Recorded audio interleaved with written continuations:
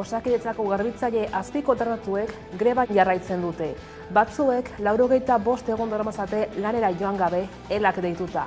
LAF, UGT, Comisiones Obreras eta ESK intersindikalak deituriko garbitzaileak ere grebara batu dira apirilaren 26az geroztik. Azken horiek kanpaldi bat antolatu zuten atzo Gurutzetako ospitalaren aurrean. Eusko Jaurlaritzako Osasun Sailak berriz adierazi zuen lan baldintzak negoziatzea enpresei eta ordezkaritza sindikalari dagokiela eta ez Osakidetzari. Kaixo eguerdion, greban jarraitzen dute Osakidetzako garbitzaile azpikontratatuek, langile batzuek elak deituta 5 egun daramatzate lanera joan gabe. Gehiengo sindikalak adierazi duenez, grebaren bidez, lan baldintzak Osakidetzako langileenekin homologatzea helburu duen ituna lortu nahi dute. Izan ere, azaldu dutenez, sindikatuek baldintza horiek adostu zituzten enpresekin eta Osakidetzarekin, baina orain Osakidetzako zuzendaritza homologazio printzipio hori hausten ari dela salatu dute eta ez zaiela langilei baldintza horiek aplikatzen ari. Osakidetzak berriz argudiatu du ez dela bere ardura bereak ez diren langileen lan baldintzak negoziatzea. Esanez, berari soilik dagokiola garbiketa zerbitzua emateko kontatuetan ezartzen diren baldintzak betetzen direla bermatzea. Eta asteburuan Nafarroako ipar-mendebaldean izandako euri jasa bortitzek uholdeak eragin zituzten bera Lesakan eta Aranon. Ez da hala, Leire?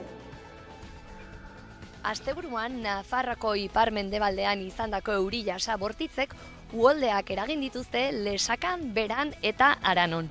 Zorionez, ez da hildako ez da zauriturik izan, baina kalte materialak handiak izan dira. Nafarroako gobernuak iragarri du, aste honetan bertan onartuko duela hondamendi eremu izateko eskaria gobernu bileran.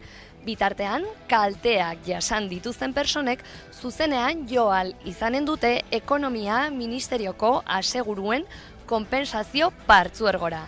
Azken honen kalkuloen arabera, kalte materialak 4 eta 5 milioi euroren artekoak izan daitezke. Eta udal eta foru hauteskundei lotuta gaurkoan Mikel Serrano Zumarragako PSeko alkategaiarekin egon gara.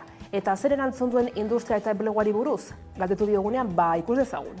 Buru belarri jardunean egon izan gera egunero eta legealdi honetan suertatu izan dira, ez? Alde batetik transizio ekologikotik, eskutik industriarekin uztartuaz eta europear funtsak direla, planteatu izan deguna, mahai gainean planteatu izan da, ekonomia zirkularren polo bat, ez? Honek zer esan nahi du ez bakarrikan industriak ekarri, baizik eta industria horiek behar dituzten profesionalak ezteko eta azteko behar daukagu lanbide eskola bat, Google lanbide eskola, eta honekin bertan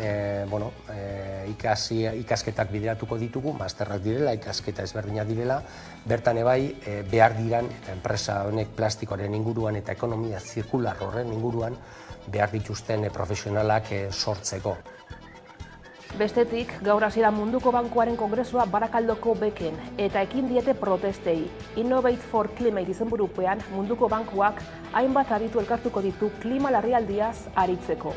Goiz honetan ekintzaileek errepidea oztopatu dute beken aurrean, ikusi.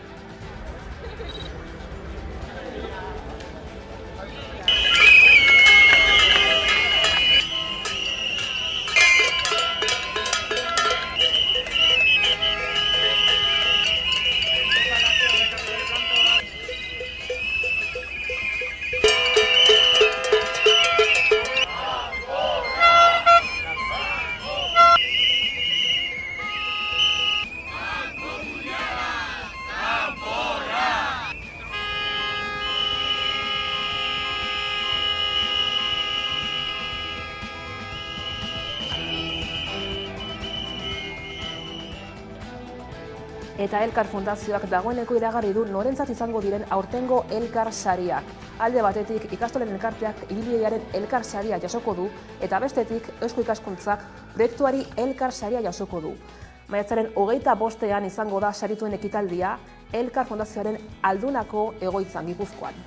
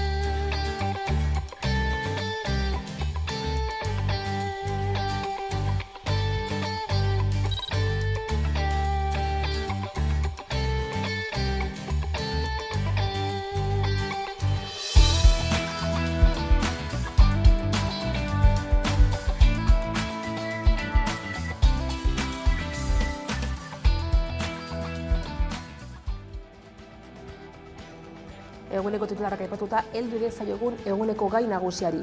Greban jarraitzen dute Osakidetzako langile azpikontratatuek lan baldintzen homologazioaren defentsan. Grebalariek 5 eguneko kanpaldia abiatu zuten atzo, Guruzetako ospitalaren aurrean ikusi. Osakidetzak azpikontratutako garbitzaileek beste urrats bat eman dute lan gatazkan. 5 eguneko kanpaldia abiatu zuten astelehenean Gurutzeta ospitalaren atarian. Greban daude langileak elak deituta 85 egun daramatzate lanera joan barik, eta LAB, UGT, Komisiones Obreras eta SK intersindikalak deituta apirilaren 26tik grebara batu ziren beste hainbat. 5 urte daramate lanituna berritu barik eta Osakidetzak azpikontratutako garbitzaileen aldarri nagusia lan baldintzak Osakidetzako langileekin homologatzea da. Bere garaian baldintza horiek adostu zituzten sindikatuek enpresekin eta Osakidetzarekin, baina orain Osakidetzako zuzendaritza homologazio printzipio hori hausten ari dela salatu dute. Garria eta lotsagarria iruditzen zaigu zuen jarrera. Urte bete baino gehiago irekita daraman lan gatazka baten aurrean. Osasun sailak beste alde batera begiratu du. Horrez gain, negoziaziorako borondaterik ez izatea leporatzen diote Osakidetzari, baina bien bitartean Osakidetzak dio ez dagokiola berari bereaz den pertsonalen lan baldintzak negoziatzea. Eta langileek argi dute prest daude protestak areagotzeko horrela jarraituz gero. Eta Nafarroako Erribera alerta orean dago ekaitzengatik. Izan ere, ekaitzek eta prezipitazioek 15 litro pilatu dituzte metro kuadroko soilik ordubetean. Gainera, AEMeten arabera, hauek ugariagoak eta gogorragoak izango dira ekialdean. Nafarroako ipar-mendebaldean izandako euri jasabortitzek uholdeak eragin ditu beran eta lesakan, eta kalteak sortu ditu bigarren mailako sareko 3 bideetan. Aranoko herrigunean eta inguruko hainbat baserri errepidez inkomunikatuta utzita. Gobernuak Ilarrate gainako beran egin duen euri neurketan 101 litro metro kuadroko prezipitazioak jaso ziren. Lesakan hasta Zelaietako euri neurketan metro kuadroko 43 litro jaso zituen eta Goizuetan metro kuadroko 40 litro. Añarbeko Gipuzkoa presaren euri neurgailuak, justoki Aranotik gertu dagoenak, 241 litro jaso ditu metro kuadroko eta prezipitazioak pilatzearen ondorioz, Berako eta Lesakako hiriguneetan kalteak eragin ditu etxe bizitzetan eta bajeretan, bi hauek urez betez. Kalteak beran bildu dira bereziki, zia errekak gainezka egin eta gero. Lesakan bertzalde, Luizi batek 15 etxe bizitza inguru kaltetu ditu. Pasatu dena hori, goizeko laurden gutxitan edo nik deiba jasotzen dut, Sos Navarratik, eta zia erreka hori gainezka egindula, eta hurbiltzen naiz nire gelako lehiora, eta ikusten dut Kantxonberri auzoa dena erreka bat dela. Eta hortik, aktibatzen dugu emergentzia plana bigarren mailakoa eta jendartea bisatu, bomberokin egon eta dena martxan jarri. Erran behar da, hori pare bat ordutan gertatu dela dena, 120 litro edo erori omen dira eta ordua ere alakoa zen, gauez eta alde batetik pentsatzen genuen, eguerdiko 12 gertatuko balitz, igual jende gehiago dago kalean eta bar. Eta urak karri duen indarra izugarria izan da, kotxeak mugitu ditu, eta Ramirez presidentea ordea, beran eta lesakan izan da. Kalteak baloratu eta errepideak konpontzeko tenorea heldu da. Bitartean, herritarrak auzolanean orain ezker eskuin garbiketa lanetan. Nafarroko gobernuak iragarri du asteazkenean onartuko duela hondamendi eremu izendatzeko eskaria gobernu bileran. Bitartean, kalteak jasan dituzten eta segurua duten pertsonek zuzenean jo ahal izanen dute ekonomia ministerioko aseguruen konpentsazio partzuergora. Azken honen kalkuloen arabera, uholdeek 4 eta 5 milioi euro arteko kalte materialak eragin dituzte zonaldean. Eta 5 egun eskas geratzen dira hauteskunde gauarako. Maiatzaren 28an jakingo da ze alderdik gobernatuko duen udaletxe eta foru aldundi bakoitzean. Baina momentuz ikus dezagun ze proposamen iragartzen duen alderdi bakoitzak euren kanpainetan.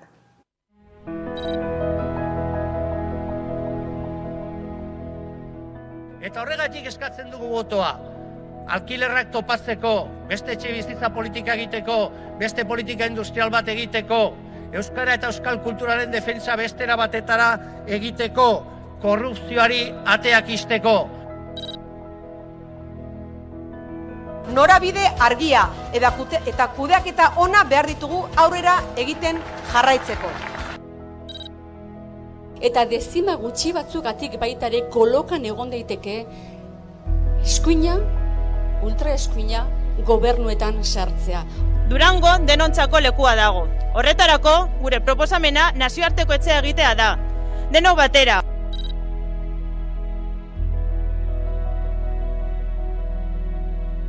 Iruñar bakoitzaren ongi izatea da nere kezkarik nagusiena. Lehorteak eta klima aldaketak lehen sektorean izan ditzakeen ondorioak aztertzeko bilera egin dute sektoreko ordezkariek eta Arabako, Bizkaiko eta Gipuzkoako zenbait erakundek. Eusko Jaurlaritza buru lehenbiziko aldiz elkartu dira eragile guztiak, nekazaritza eta klima aldaketaren mailan gaur egungo egoeraren analisia egin eta beharrezko neurriak eztabaidatzeko. Eusko Jaurlaritzak nekazaritza eta klima aldaketaren maila bildu du. Aurre ikuspenek sektoreari aurre hartza eta laguntza eskatzen dutelako. Lehorteak eta klima aldaketak lehen sektoran izan ditzaketen ondorioak aztertu dituzte. Unezaiak bizi baitituzte lehen gaien presioan igoeragatik eta azken hilabetetako urfaltagatik.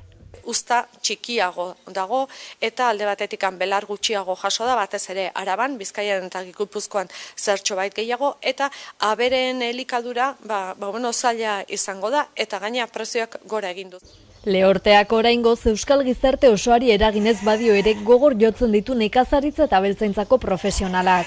Testuinguru horretan kanpoan erositako bazkaren menpekotasuna txikitzeko eta laboreak ahalik eta modurik eraginkorrenan ureztatzeko beharra dagoela nabarmendu dute ordezkariek eta neurriak adostu dituzte horretarako. Bada animalientzako bazka ekoizpen handitu egingo da eta autokontsumoa sustatu. Aberek behar duten elikadura bertan neurri batean ere martxan jartzea eta horrek suposatzen du gauza desberdinak egin ahal izatea.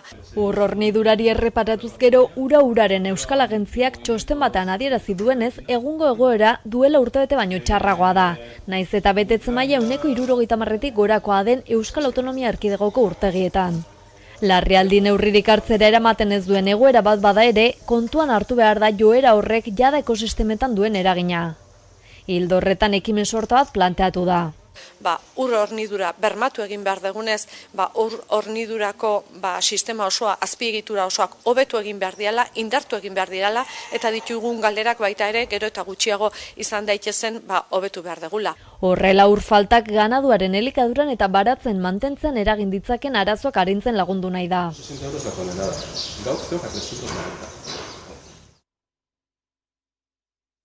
Eta hauteskundeekin jarraituz, Gasteizko hautagaien proposamenak jaso ditugu behi autobus elektrikoaren inguruan, ikusi.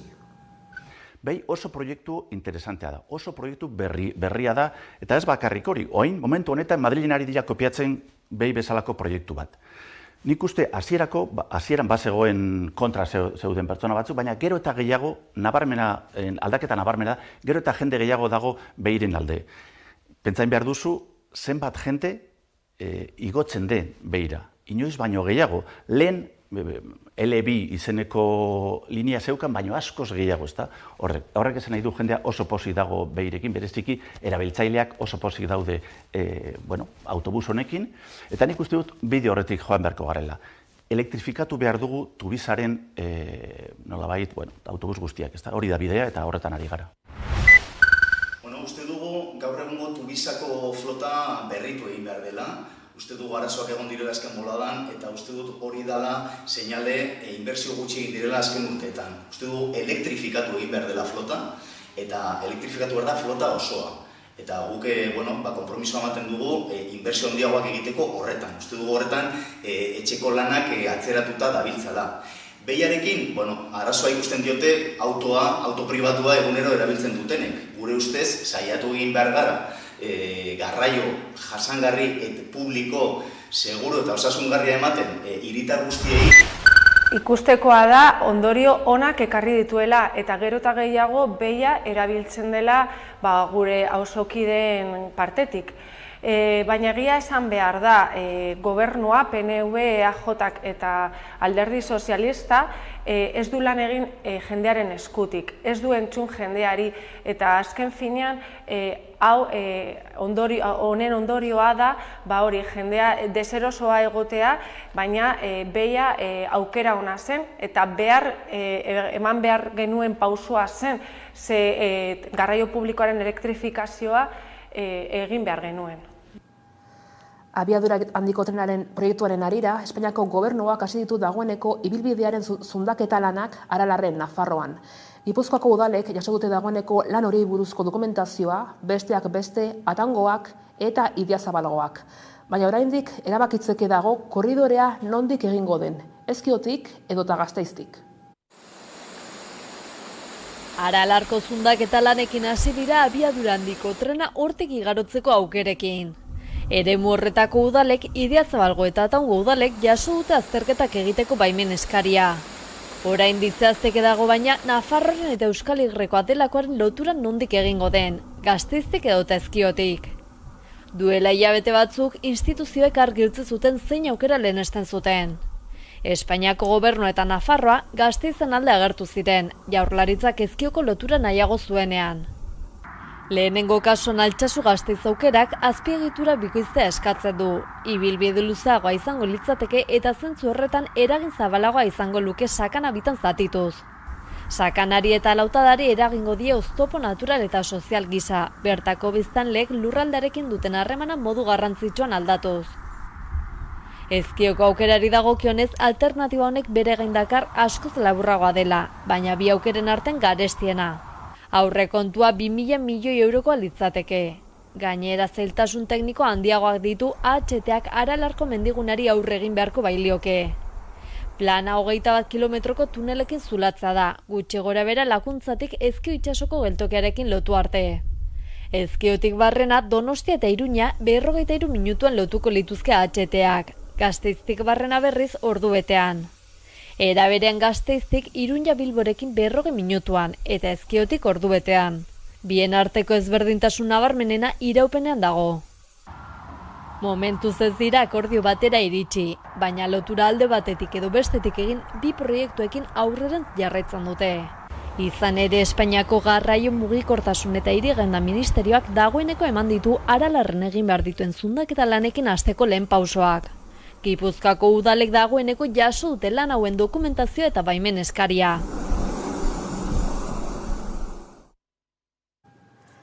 Eta gaur jakinda Gipuzkoako metalgintzako lan hitzarmen berriak ELA eta UGT sindikatuen sinadura besterik ez duela izango. Duela egun batzuk labek gogor kritikatu zuen bi sindikatu horiek adegirekin hitzartutakoa eta espresuki aipatu zuen ELAk Gipuzkoako patronalarekin aliantza duela. Gaur dira ituna sinatzekoak. Gipuzkoako metalgintza! Borroka! Borroka da! Bide bakarra! Ez dugu etxiko! Ez dugu etxiko! KPIa ez da bermatzen soldata errealetan, patronalak duen orduekiko malgutasuna ez da ikutzen, 9. artikulua, lan osasunaz ez da ez hitz egiten, eta ordu jaitsiera simboliko bat besterik ez du jasotzen.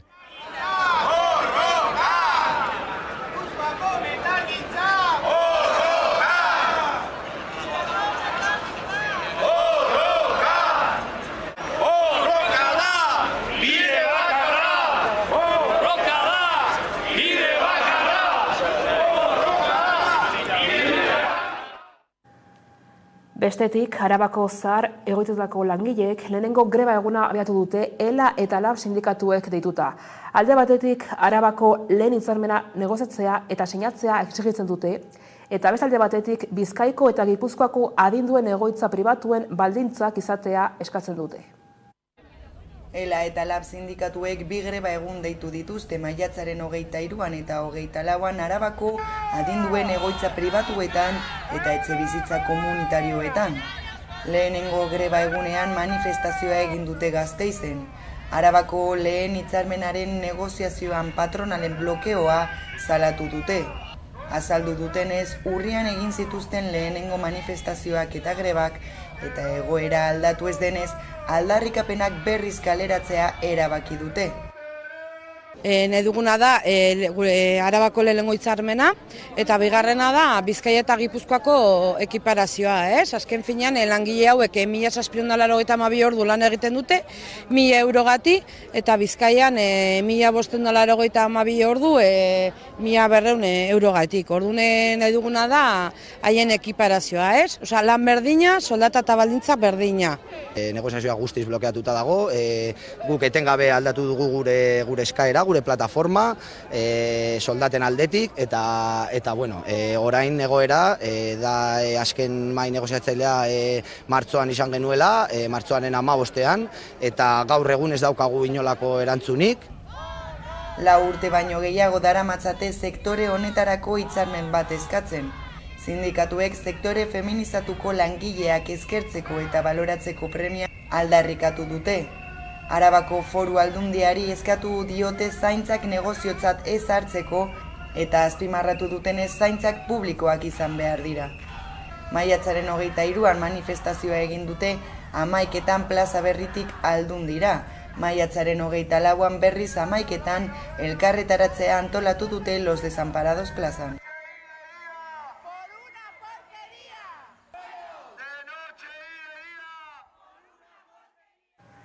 Bestetik, atzo iragarri zen Bizkaiko Ostalaritza langileek lanuzteak egingo dituztela ekainaren 1ean. ELA, LAF, UGT eta Komisiones Obreras sindikatuek 3 orduko 3 lanuzte iragarri dituzte hitzarmen duina eskatzeko. Manifestazioa ere egingo dute arratsaldeko 8etan.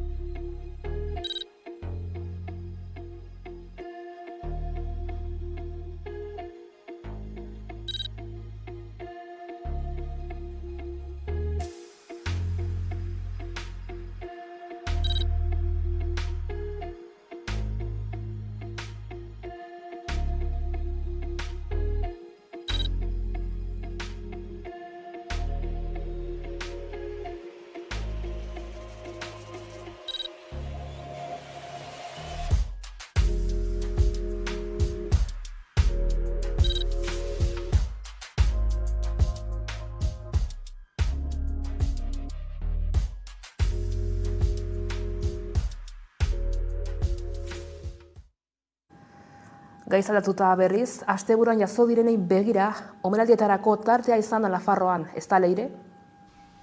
Asteburuan Iruñako Ezkaba mendiko gotorlekuan preso egondakoei omenaldia egin zieten. Aurtengoa 85. omenaldia da ihesaldia izan zenetik. Aurten emakumeak izan dituzte bereziki gogoan, presoen amak, emazteak eta alabak. Gainera, espetxe zaharra memorialeku izendatu zutenetik, lehendabiziko oroimen ekitaldia da. Ia zederra zilegi balitz, urra albaledikatea, ni ez nintzake ontzigabeko itxaz gizon algea. Iaz betea zilegi balitz, nun bai balego bakea, ni ez nintzake txertzeko lore dien maitalea. Ni ez nintzake oinazearen menpeko miserablea, oiuzekenen destinatzaile txipenaren semea.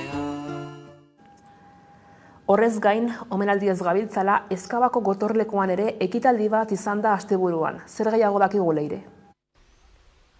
Duela 15 urte zendu zen Iñaki Otxoa de Olza mendigoizale iruindarra Nepalen Annapurna mendian 7.400 metrotan. Asteburu honetan omenaldia egin zaio Beriain mendian bere familia eta lagunen esku. Beriain mendia Iñaki Otxoa de Olzaren mendikutxuna zen. Bertara maiz joaten zen entrenatzera eta plazerra hartzera. Omenaldia Unanu herrian finitu zen.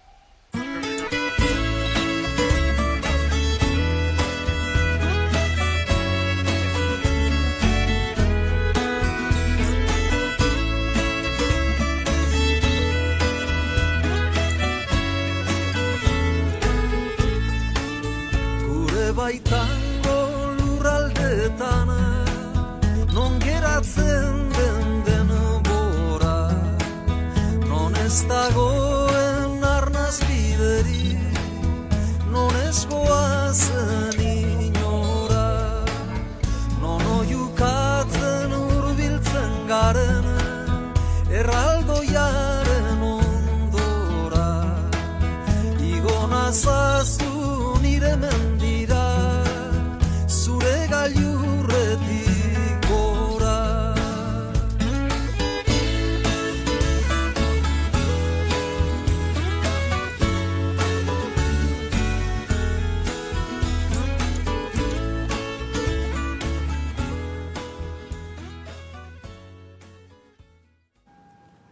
Eta kiroletan, bizitur jaialdia iritsiko da Gasteizera ekainaren 4ean. 2023ko turrari ongietorria emateko eta bizikletaren erabilera sustatzeko jaialdia da. Maiatzaren 7an Donostian izan zen, ekainaren 4an Arabako hiriburura helduko da, eta ekainaren 25ean Bilbora.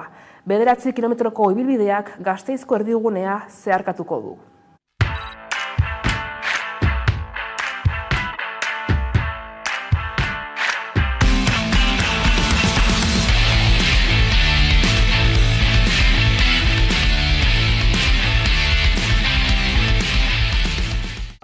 Azkenean ikaragarria da, ez? Ikusi dugu hemendik Euskal Herriko itzulia ateratzen denean, oso polita dela, eta orain Frantziako turra izatea, txirrindularitzan munduko eventu handiena dena, ikaragarria da, bai.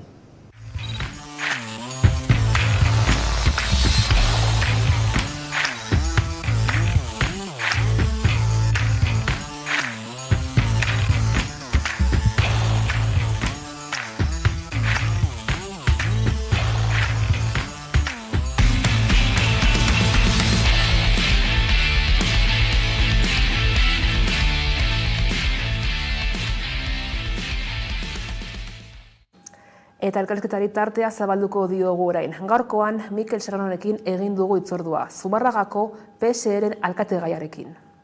Gaur baso ekologiko eta jasangarrietaz hitz egingo dugu. Baso bizietaz, alegia.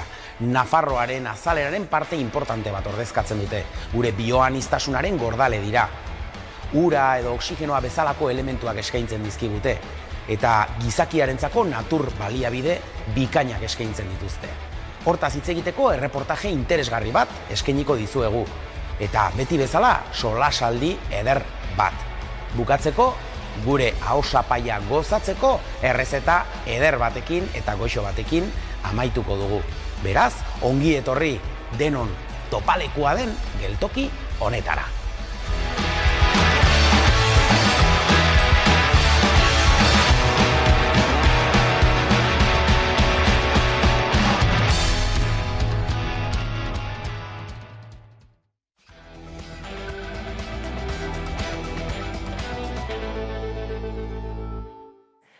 Amabiterriak iritsi direla, heldu zaigu eguneko elkarrizketa nagusiari heltzeko unean, eta hortarako hemen dugu gurekin Mikel Serrano, Zumarragako alkatea, eta baita ere, postu berean jarraitzeko PSeren hautagaia, aurtengo hauteskundetara begira, ondo etorri. Kaixo, mila esker. Gurera. Eta tirez, horixe, hauteskunde kanpaina betean gara, azken txanpan sartuta igandera begira, nola zara bizitzen aurtengo kanpaina aldi hau, nola aurkitzen zara igandera begira? Komentatzen eginen, ez? Honelako kanpainak eta izaten dira pixkat puntu algido izaten da kanpaina azkeneko txampa hau, ez? Azkeneko 15 egun hauek eta komentatzen eginen bezala, ez? Legealdi oso intenso izan da, ez? Pandemia ia astuta daukagun guztiok, baina azkenen bai jardunean buru belarri sartuta egunerokotasun hortan energia asko suposatu izan zuen arrek eta legealdi osoak izan du, ez? Bete beharreko lan asko, eta horren bukaera gisa, kanpaina dugu, eta kanpainako azkenen pintzela dagoetan buru belarri sartuta, eta azkenekon jendearekin, bizilagunekin, Zumarratarrekin. Eta guagun azkeneko konpromesu hori berresteko aukerak eta mahai gainean jartzen. Bai, ez zen ere badirudi pandemia aspaldi iragandako zerbait dela, baina ez horretan eta momentu horretan lanean egon zinetenak eta gainera udaletatik, ez zer nolako zailtasunai ere aurre egin behar izan zenieten eta ez legegintzaldi honetan gertatu da. Eta hori ere bada importanteago gogoratzen. Eta gainera ez aipatzen nola azken 6 legegintzaldietan Zumarragan PSE izan den alkatetzan zu 2008tik ona oker ez banabil nola aldatu da Zumarraga postu horretara iritsi zinenetik.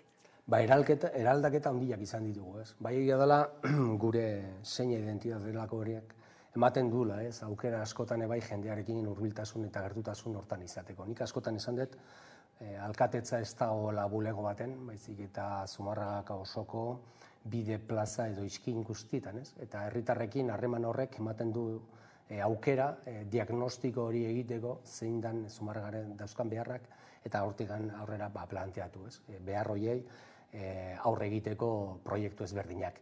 Eta horrekin batera ere bai egia dela azpiegitura aldetikan esanguratsuak izan dira, ez? Legealdi guztiagoetan egin izan ditugunak, ez? Estazio intermodala, non uztartzen diran, ez? Garraio publikoa, lurralde bus, parking pribatua daukagu kotxeentzako, bide gorria, honekin batera ere bai Renfe edo treneko ere bai estazioa.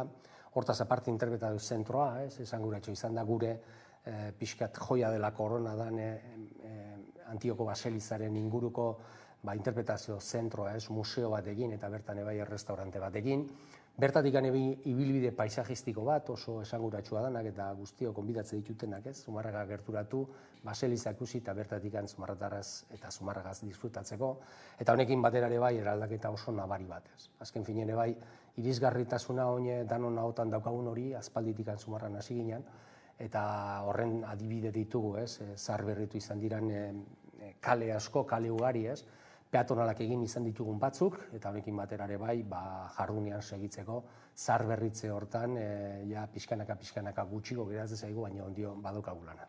Eta azken lau urte hauetan zehazki zer azpimarratuko zenuk aipatu gutarteka ez nola pandemiare horri izan den eta horrek zailtasunak ere eragingo zituen? Bai, gaina eten oso brusko bat izan zen, ez? Honelako kudeak eta lanetan ibilitako guztiok, ez? Jasan genuen pandemiare aurre egiteko, eta askotan egin izan dan, eta haitatu izan, horrenbestetan haitatu izan dan, honen hoja derrutarik etzegon, ez? Pandemia bati nola aurre egin. Eta, bai egia dela, jardunean ibilita, 24 orduz buru belarri sartuta, eta horre bai, balorean jarri nahi dut, garai baten egin izan genuen bezala, gehien bat teknikarien lana, nola bultzatu intziran funtzional guztik eta nola jardunean bakoitza bere erantzukizun eta nola aurre egin genion pandemiari. Azken finen, zerbitzu ezberdina prestatzen segitzeko eta Zumarraga gure kasuan ez etenteko eta bere hortan ez geratzeko. Eta horrek bai eman zigun aukera, 2-3 hilabeteko etenaldi horrekin, pixkat berriz berraztertzeko zer eta nun jarri behar genituen plangintzako, legealdiko plangintzako proiektu nagusiak, eta bere hortan moldatu egin izan genuen, eta hor tartene bai izan zan, bertako lehenengo sektorea, merkataritza, hostalaria, baina horiekin batera ere bai eta paralelokire bai inbertsio aldetikane bai ez dagoetan, urte guztitan egin izan ditugu obrak, eta horrek bai ematen du. Azkenen kudeaketa publikotikan aparte eta diru publikoak bideratu genuen, inbertsio egiteko, ekonomia berrizen mahai gainean jartzeko, eta horrek eman zion pixkat bizia eta bultzada, bertako hostalari, komertzio eta guzti hori bertan erosi eta kontsumitzeko. Beraz guzti hauek aintzat hartuta, zergaitik jarraitu behar du Zumarragako gobernuan PSEk? Azkenen bai eskarmentuko taldeak erralako, eta alde hortatik ebai eta komentatu izan deten bezala, askotan, nik ez dut kunpitu ezin dezaketen ezer eskaini, eta alde hortatik horrek ematen digu, esan deten bezala herritarrekin, Zumarratarrekin, lehenengo momentutik harreman horrek ematen digu zertzu diran beharrak, momentu txikietatik, behar txikietatik behar potoloetaraino, eta horrek bideratzen digu, eta eskarmentu izan bezalakoa, hau da 2008an esan da, askotan kontatzen ere bai zeltasuna dauzkat, 4.-5. legealdia izango da, alkate gai aurkezten izen hontan, eta honekin batera ere bai horrek bai ematen dulako pixka bultzada hori, eta gehien bat egingarriak diran proiektuak jartzen ditugula mahai gainean, lehenik eta hemen zeintzu diran Zumarraga eta Zumarratarren beharrak ikusita.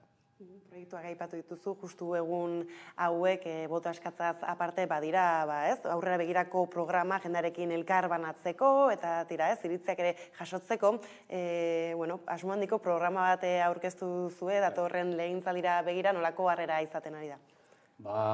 Ona, esaten dut, azken finen jendea gerturatzen zaigulako eta gerturatzen zaitelako, esanez azketen beraiekin komentatutako eta berak planteatutako behar horiek asebetetzen dituela proiektu horrek, edo gure programa horrek.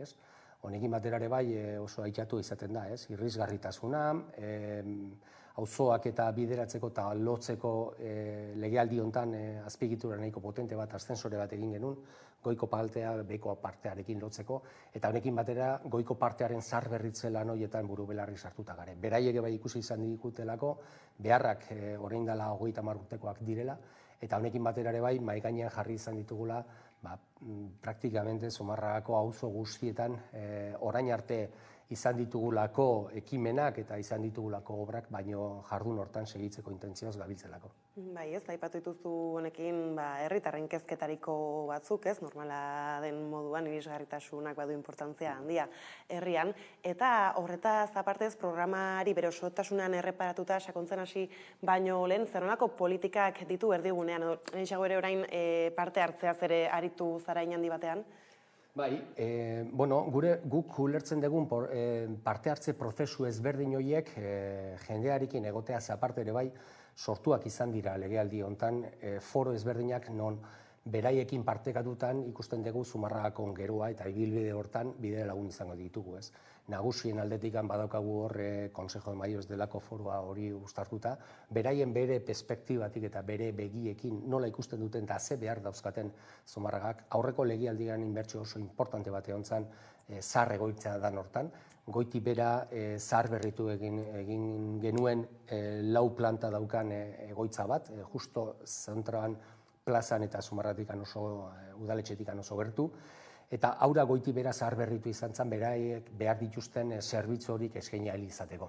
Baina honekin batera ere bai, UNICEF-en eskutik, Ciudades Amigas de la Infancia delako proiektu mankomunian da mundial hortan parte hartzen gara, eta bertan ere bai, nerabe eta aurrek daukate aukera foro hori egina bai dago, ekarpenak egiteko, beraien ikuspedian nola ikusten dute Zumarragako gero hori, ez? Eta hori ere bai parte hartzeko prozesu esanguratsu bat dauka. Legealdi hontan bai egin izan dugun TEC komunitate energetikoa, eta bertan bai 200 gorako familiare parte hartuta, beraiek bai egiten dute ekarpenak eta energiaren kontsumoaren demokratizazio hortan buru belarri jardunean da ere, eta alde hortatik bai enpoderatuta dagoen eragile oso garrantzitsu bat dugu, eta honekin bai partekatzen ditugu aber non izango didan aurreneko edo aurrera begirako behar horiek, ez. Orduan, alde hortatik parte hartze prozesu ezberdinak dauzkagu, zer nolako Zumarraga nahi dugun hortan ondo parte hartzeko eta kontu horiek guzti horiek asumitzeko, eta honekin batera horregatik bideratu izan dugu programa hori guztiekin konpartituta. Bai, ez izan ere udalak ditugu administraziorik eta gertukoenak, ez, herritarrek eta zer hobe, herritarren, iritziarekin, ez, aurrera egitea, eta orain hasieran ez, aipatu zu hor zahar egoitzaren eraberritza, eta abar hau badago lotuta erronka demografikoarekin, baita zaintzarekin ere handi batean, horri ere jarraipena eman gura diozu, ez, datorren legegintzaldian nola? Elkar zainduz proiektuaren barnean, ez? Hor badauzkagu Zumarrak dauzka 65 urteki gorako eguneko populakuntzaren eguneko 25 inguru dugu, ez? Zumarragako herri batentzako oso altua da. Eta honek bai ematen du pixkat bidea, nondik bideratu behar ditugu gure politika sozial horiek, ez? Karzainduz proiektua guztiek barneratzen ditu. Alde batetik handakagu kontseilu hori, bideratutako kontseilu hori, partekartzen degunak egunerokotasun hortan zeintzu diran behar horiek, eta honekin batera ere bai, badauzkagu beste behar batzuk asebetetzeko, beste zerbitzu edo proiektua martxan jartzeko aukera. Eta hortan ebai badaukagu, atenzion diurna delakoa, pertsonak ebai bakardadean ez egoteko beste aukera batzuk. Badauzkagu ebai altzermenari kontra egiteko, legealdi hontako aurkeztutako proiektu hortan, pixkat garunak eta bakoitzaren sentsazio guzti horiek aktiboak mantentzeko proiektu ezberdinak. Eta, guzti hori ere bai, beraiekin konpartituta eta beraien behar horiek asebetetzeko mai gainean jarritako beste proiektu ezberdinak. Ez da horrekin batera gainera, erronka demografikoa aipatuta Gaztengan ere bada fokuan jarrita, hor han eta hemen araz edo gehien gailentzen ari den arazoetariko bat bada etxe bizitzen afera edo emantzipazioa bera, horri bada heltzerik udaletik? Bai, horren jakitun izan gera, esan bezala 2008tik nator alkate erantzukizun horiek izaten eta honekin baterara betidanik izan ditugu. Bai egia da gure emantzipazio etxetik irtetzeko urte horiek Europar mailan baino 2 urte beranduago izaten da, 30, 30 urte ingurun. Eta honi ere bai heltzeko alde batetik aurreko legealditan jarri izan ditugun ayudas a la emancipación, emantzipazio hori ahalbidetzeko bikote batek edo pertsona edo gazte batek aukera daukalako etxebizitza bat alokatzerako garaian bere ingresoen arabera diru laguntza bat eskaintzen da Zumarragako udaletxetik. Baina honekin batera eta horrekin bai konpartitu izan zen Gaztelagun uste dela Eusko Jaurlaritzako beste ekimen batekin, komplementagarriak izan dizken hoiekin. Baino jakitun ze behar dagon eta ze etxebizitza behar dagon Zumarragan eta orotara Euskadin eta Gipuzkoan hitzarmen bat izan genuen aurreko legealdin Bizesa eta Eusko Jaurlaritzarekin eta honekin batera 8 etxebizitza dauzkagu eta ja planta bajatik gora hasteko intentzioekin dabiltze. Horiek bai urtebete terdiko epe hortan bukatuak izango dira eta alkiler soziala bideratuko dira gehien bat eta lehentasuna emanez jende gazteentzako, gure gazteentzako. Gehien bat bere bizi proiektua Zumarragan egin ahal izateko. Edonola ere, ez da bakarrik gaztei bideratutakoa, izan ere ikusi dugu, bainera orain krisialdian hitz, ez eta abarrez hitz egiten den honetan, herritar guztiek ere bautela sailtasuna batzuetan etxebizitzara zeitzeko. Bai, horregatik eta inkluso jende nagusi, eta jende nagusientzako badauzkagu ere beste ekimen bat, 24 apartamentu dotazional egingo ditugu, ja derriboa egin izan da, aurretik bai izan dako zahar egoitza batena, eta Faustin Orbegozo 1982an egindakoa bat, baino 2008an ja testigu eman zion egunean eta indarrean dagoen gerontologikoari. Eta bertako fundazio pribatuarekin harremanetan izan da, adostasun batea iritsi ginen, aurra erosi, bugatu eta baita bizezakin daukagu harreman bat, eta hitzarmen sinatuta 24 egiteko, eta horiek bai bideratu izango dira lehentasuna jende nagusientzako, baino ustartua bai jende gaztea. Honek nola gauzak bizi berritu egingo ditu baita ere, lehentxeago aritu gara irisgarritasuna, sirigintzari helduta, ez dakit justu baduzuen zerbait ikusten duzuena premiazkoa baduzuena datorren urteetan egiteko. Bai, alde hortatik ondo komentatu izan dezun, eta kasu honetan astensore bat jarri eta programatuta daukagu, beste zahar egoitza izan dako, beste apartamentu dotazional hauetara iristeko, eta honekin batera ere bai goiko partea, gerontologiko ingurua, ospitalia ingurua daukagun beste 2 proiektatuta dauzkagu, goiko partea eta beko partea lotu alizateko. Hau da, eskilera gabeko guneak izateko, alde batetik zentroa eta goiko parte hori lotu alizateko. Eta gero ere bai segituaz bai daukagu, legealdi hontan bai Europear Fontsiak izan ditu esanguratsuak izan da, 1.000 eurotakoa aurrekontu batekin Zumarragan, eta honekin bai, lekua, espazioa irabazi diogu herritarrentzat eta peatonalentzat. Peatonala egin izan dugu zentroko gune bat, plaza zahar berritu izan dugu, Euskadi plaza zahar berritu izan dugu, eta honekin batera ere bai segitu nahi dugu intentzio horrekin, pixkat espazio horiek orotara jendeari herritarrei berreskuratzeko, eta honekin bai, pixkanaka beste goiko parteko beste zonaldean badaukagu bai 4.000 eurotako aurrekontu batekin, bertan egin beharreko, faseka egin beharreko zahar berritze lan horiek eta guzti horiek ahalbidetu gaur dagoen legealdiarekin eta irisgarria eginez. Alaxe jarraitzen badu planak ikusiko dugu, Zumarraga irisgarria. Eta honetaz aparte ere, aipatzen nola, Euskal Herrian orotara industriak azken hamarkadetan eraldaketak jasan ditu, eta tokiz-toki erronka ezberdinak agertzen dira hor, eraldaketa batetaz ere hitz egin izan duzu Zumarraga, nola iritsi altzaio industriari? Kasu honetan bai oso egoera zaila bizi izan genuen Arcelorreko itxiera. Niri tokatu zitzaiten, lehenengo 2008an ekonomi eta finantziario mailan, mundu mailan krisi aurra kudeatzea, gerora etorri zan handikan eta 8 urtera 2016an Arcelorren itxiera, eta horrek bai aukerak eman zizkigun berriz berraztertzeko zer aukera industrial izango eta suertatu zitekeen Zumarragan. Geroztikan bai buru belarri jardunean egon izan gera egunero, eta legealdi honetan suertatu izan dira. Alde batetik transizio ekologikotik, eskutik industriarekin uztartuaz, eta europear funtsak direla, planteatu izan deguna, mahai gainean planteatu izan da, ekonomia zirkularren polo bat. Honek zer esan nahi du ez bakarrikan industriak ekarri, baizik eta industria horiek behar dituzten profesionalak ezteko eta azteko behar daukagu lanbide eskola bat, Google lanbide eskola, eta honekin bertan ikasketak bideratuko ditugu, masterrak direla, ikasketa ezberdinak direla, bertan behar diran, eta enpresa honek plastikoaren inguruan eta ekonomia zirkular horren inguruan behar dituzten profesionalak sortzeko.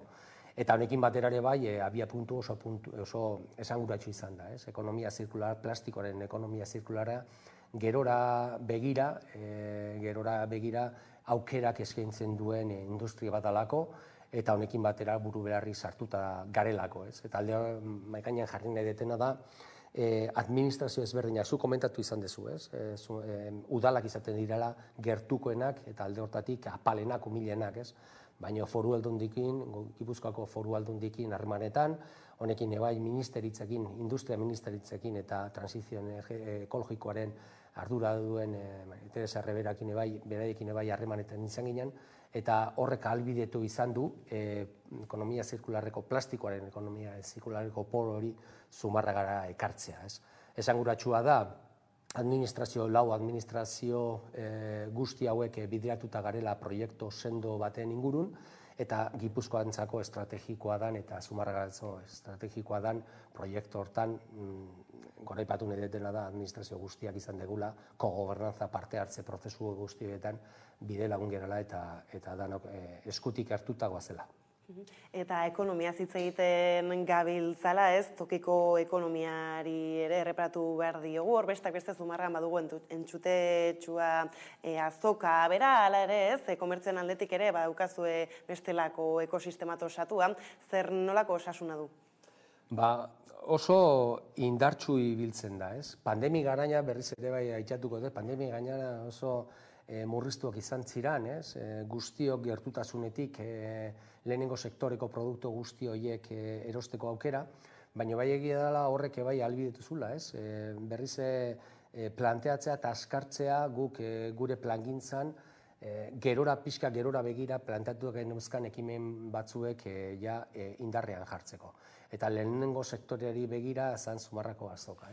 Zumarraka azokan bertan bai parte hartze prozesu oso potente bat eginaz, maigaineratu genituen, zeintzu ziren bertan genizkan erronkak eta beharrak, eta biek asebetetzeko beraiekin konpartituta, Zumarrako plazaren zaharberritze lanak eta bukatu ondoren, nola moldatuko genuen beste azoka berri hori, Zumarrako azoka berri hori. Hori beti ere gune izanez, bai beste turistiko da, beste ekimen baten eskutik, eta bertatikan bertarare bai produktu ezberdinak saltzeko aukera izanik.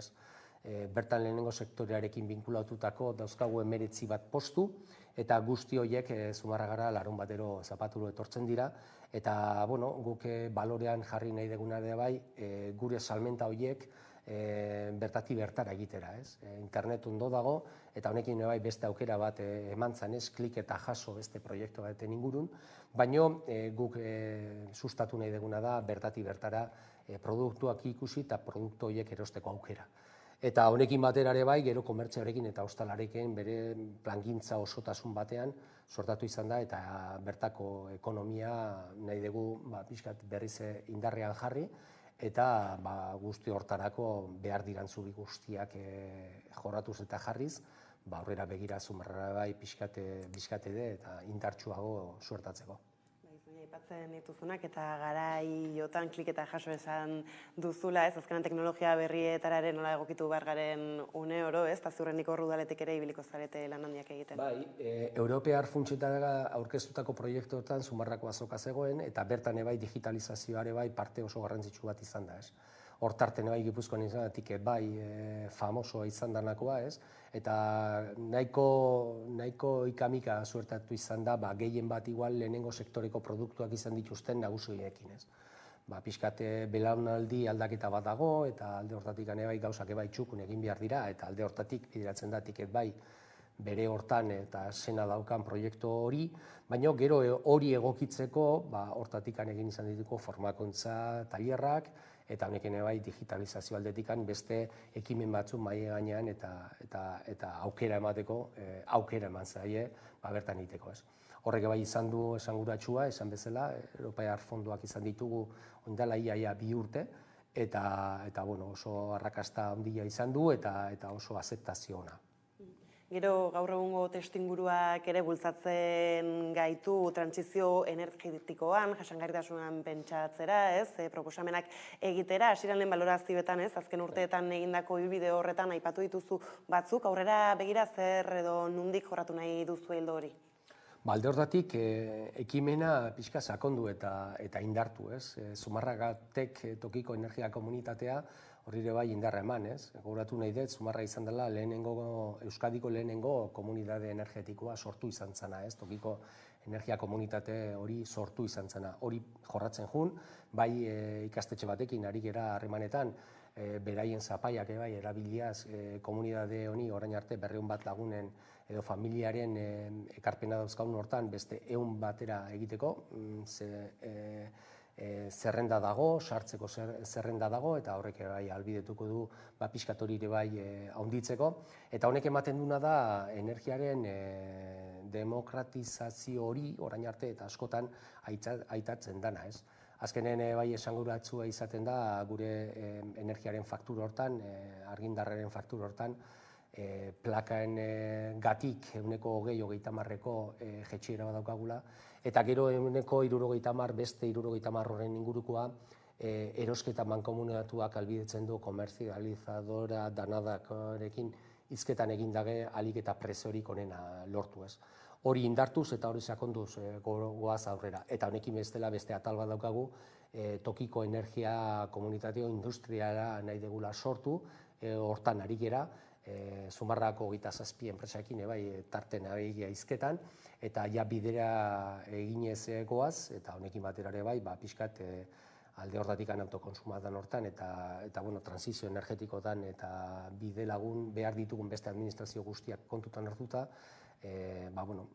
orain arte hitzetikan ekintzetara pasatzen ari gera, hori ja egin izan zen garai hartan komunitate energetikoarekin, eta honekin batera hurrengo pausoa, komunitate energetiko hori industriala bihurtu, eta honekin batera aurrera segitu, kasu honetan energia daukagun bizka zailtasun guztia saihesteko. Mintzat eredua bada horre Zumarragan. Eta honekin ere lotuta badaudez parke eolikoak. Justu azken urtetan hainbat eta hainbat tokitan ikusi ditugu honekin lotutako albistakia geroz eta gehiago, ez? Irakurtzen ditugula eta ikesteko ere badaukagula asko arrabotsa ere sortu izan da Zumarran. Zertan da auzi hori edo zer mezu duzu zabaltzeko ez kezkatuta ageri den jendeari? Zumarragan benetan ez da honelako zu komentatu izan dugu arrabotxik suertatu. Bai egia dela inguruko beste herri batzuetan Azpeiti tarteko, Aramaion eta honelako, ez? Aramaio pixka luzeko geratzen da, baina Eskorriatza ingurune bai nahiko astoratuta ibili izan ziren, ez?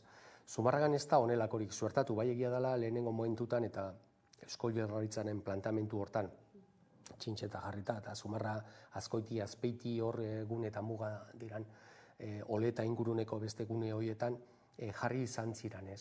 Baina oraindik ere azterketa prozesuetan gabiltz, oraindik ere ez dago baiezkorik hori aurrera segituko danik enpresek eta egindako planteamentuk eta Eusko Jaurlaritzarekin daukan harreman hortan aurkeztutako hortan, eta benetan esatezut eolikoa dan berriztagarria dan energia horren ingurun, Zumarragan bai egidala aurkezpena egin izan zala, enpresaren partetik zein izango litzateken lekua eta enpresaren eta talde politiko guztiekin, eta guztiok adostu zuena o kontrakorik ez zuen esan inorrek, eta honekin batera ere bai pixkat oraindik ere bagare epe baten, non aztertu egin behar dan, ikusin behar dan aurreratik hon, eta hala izan eskero ere bai ze onure ekarritzazken onelako proiektu batek. Alde hortatik, benetan esatezut, ondio Zumarragako herrian ez da gona onelako arrabotxik eta onelako ikamikarik ez gai honen ingurun. Eta berririk agertzen bada izango gara, aipatzen dituzunez, bukatzeke diren prozesu guzti horietara, eta tira ez, aipatu ditugu hainbat ertz, aurrera begira ez, aurkeztu zuen programa horren ingurukoak, badira beste hainbeste ez, denbora ez daukagu guztientzako alare ez dakit baten bat, bai azmarratza gustatuko litzaizukeen, aipatu bezuguna. Bai, industriaren inguruan eta komentatu izan duten bezala, ez, ekonomia zirkularreko plastikoaren poloaren inguruko hausnarketa hori erreferenteak izateko aukera daukagula, ez Gipuzko mailan, Euskadi mailan, inkluso estatu mailan, eta bertan bai egia dela arrabotsa sortu izan dela intenzionatutako arrabots bat oposizioaren partetik, eta gehien bat maigainean jarriaz, eta ez konparagarrik zeintzuk izango diran proiektuak, ez. Eta hori argitu nahiko nuke, esanez, oposizioak arkezten ari dira errauskailu bat nahi dela montatu Zumarragan, hori ezezkoa eta hori gezur borobila da. Beraien agertutako bideo baten, fotomontaje bitako bideo baten, bertan agertutako lehengaia errausten duten lehengai horiek brikak eta plastikozko botelak direlako. Eta bertan eta plastiken hori lideratu behar duen proiektuak horrek egiten duna da materia lehen gai bezala errefusia dan film, hau da, pipak, patata, plastiko, goxoki plastiko eta envoltura guzti horiek hori lehen gai bezala erabili, prozeso kimikoa baten non oxigenorik ez dagon, hau da, errauskailurik ezin daiteke izan, lortzen dugu gero ere grado alimentizio daukan beste produktu bat. Eta hori da takoila. Orduan, beraiek intentzioz egiten ari direna da, herritarrak nahastu, baina, haure bai, aspaldiko kontu bat da, ez? Arazo bat sortu, hori politikan, azkeneko, ez dakit, zenbate eta ehundakatu urtetan egindakoa, ez? Arazo bat sortzen dugu, errudun bat jartzen dugu abia puntu bezala, eta honekin nahi deguna da pixkat beldur hori zabaldu, eta gero honekin hauteskundeak irabazi, ez? Nik eskertuko nuke danok gauza beraren ingurun hizketan itea, eta ez intenzionalki gertatzen ari dana. Baina, guzti hori bai, aspalditik bai izan ditugu honelako beste ekimen batzuk, eta Zumarrako herriak jakin izan du aurrera begiratzea, eta honekin Zumargarentzako eta Zumarratarrentzako zer dan ona ikusten, eta gehien bat zeinek ikusten ditu bere beharrak eta zintzo portatzen danez. Eta alde hortatik, lasai alde hortatik, baina gauzak bere hortan zertzun izaten da eta bakoitzari bere izena emanez, ziurrenik aurrera segitzeko Zumarra handi bat lortuko degula danon artean. Premisa horri helduta beraz Mikel bukatze aldera ez, justu aipatu zu hortarteka ez, Zumarra nahian honekin ez, kanpainan, badela ikamikarik edo ez, egia da orokorrean ez, askok eta askok hitz dituntela lokaztutako kanpainaz, gero ere hor bada abstentzioaren beste foku bat, ez dakit ez, bukatze aldera Mikel Zumarragako herritarrei zer mezu bidali? Gehien bat orain arteko ibilbide hori berrestean berretxin eretela, ez? Alde hortatik bai esan duten bezala, ez? Egingarriak diran proiektuak jartzen ditugula mahai gainean, aurretikan herritarrekin eta herriko beharrekin kontrastatu eta diagnostikoa egin eta gero, ez? Errealitate guzti horiek mahai gainean direnean, Zumarrak jakin izan du, egoera ezberdinei, egoera latz askori, 2016koa esaten dut, baina horretik bai izan dira, aurre egiten, eta hori da, Zumarraga eta Zumarratarren birtutea, honelako egoerak kontra etortzen diren hortan, aukera daukatela, bere hortan, daukagun aniztasuna tarteko, eta daukan Zumarrak daukan idiosinkrasia askotan esaten den guzti hori tarteko eta mailan jarritan, aurrera segitzeko eta patuari eta geroari aurre eginez. Eta nik uste alde hortatik bai, orain arteko ibilbidea askotan esate detena, ez? Batzuek etortzen dira, orain gauza asko prometitzen eta gauza asko egin dituztela, baina guk esan bezala, ez? Errealia izan daizkeen proiektua jartzen ditugu mahai gainean, eta hori ez da legealdi hontako kontu bat. Ondo esan dezun bezala, 6 legealdi damazkigu udal kudeaketan Zumarragan, hau da nire 5. eta aurkezten naizena, eta honekin batera ere bai Zumarragak konfiantza baldin badauka, ni segitzeko intentziokiz eta ilusioz eta indar osoz nabilela esan nahi dut.